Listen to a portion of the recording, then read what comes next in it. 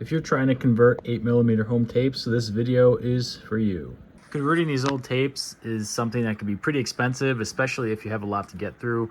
But if you have a computer, you can do this at home for almost free. It's just going to cost you a capture card, and these can be had for relatively affordable prices now.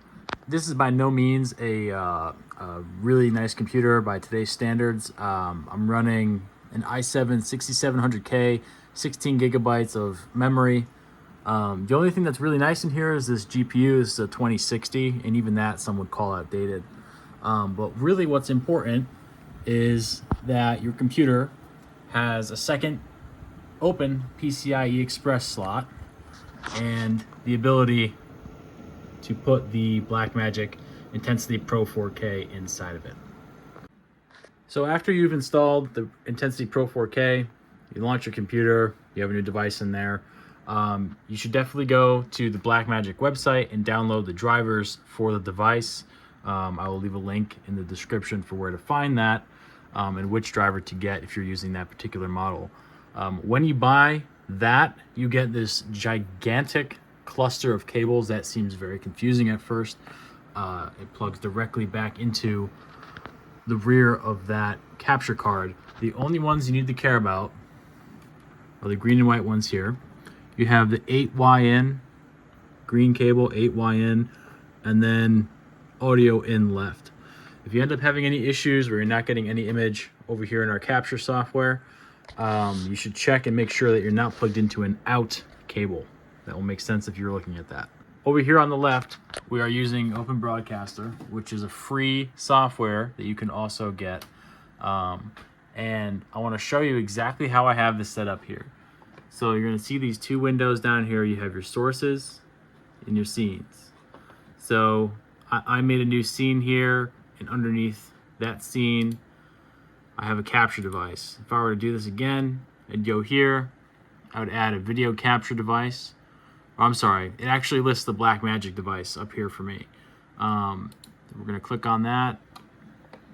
Sure, add existing. The reason you need the drivers is because if you don't have the drivers, it may not show up in this menu here. So you click OK, or you click it and then you hit OK. I don't need to do that because I already have it set up here. Right here, this red outline, this is just my my preview window. So this is, think of this whole box as 1920 by 1080. That's what that resolution is. I have this shrunk down a little bit because if I were to play that 8mm tape, you would see it pop up in that window there. Because what's happening is on this 8mm camera, 8mm tape camera, I should say, it actually has a video out port on here. It uses this basically a tiny little headphone jack. If I don't forget what size that is, but yeah. Anyways, the cable is super easy. It's just that little headphone jack, and it runs right into the capture device right there, and we're ready to go. If I pop this tape in into this camera, it'll work. I can only speak from experience using this particular camera, but the Sharp ViewCam 8, any one of these models, as long as it has that headphone jack, audio, video out in the back, you're good to go. That's all you need. If you already got the computer and you can find that capture card for less than $100,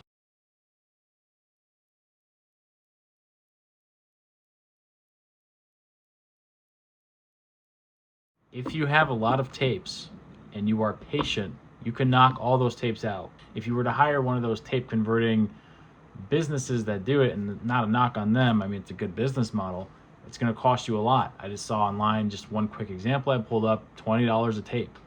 Okay, might be worth doing that if you only have one or two tapes, but if you were like me and your family had a lot of those tapes growing up, it is more economical for you to do it this way. Because if you do it this way, you just start the recording in OBS, you tell it where to save your file and all that, but you start the recording and you can walk away for hours and you're good. You do not have to sit and babysit this thing. You just put a tape in, hit play, and start recording, and it locks it all down. If you were to be like really crazy, and I have not tried this, but it is a thought I had, I was mentioning before about the resolution of these tapes and how it's not HD. Okay, we're talking like early 2000s technology here. I'd be curious if somebody were to plug that into an AI upscaler sort of software. I bet you get some pretty nice results in order to kind of remaster your home videotapes. So kind of a cool idea. Maybe that's the next stop along on this video. But that is essentially how to set up and configure home videotape converting. One more thing I want to make note of is you should definitely, if you intend on walking away from the camera while it's doing the converting, you should be using wall power, not a battery.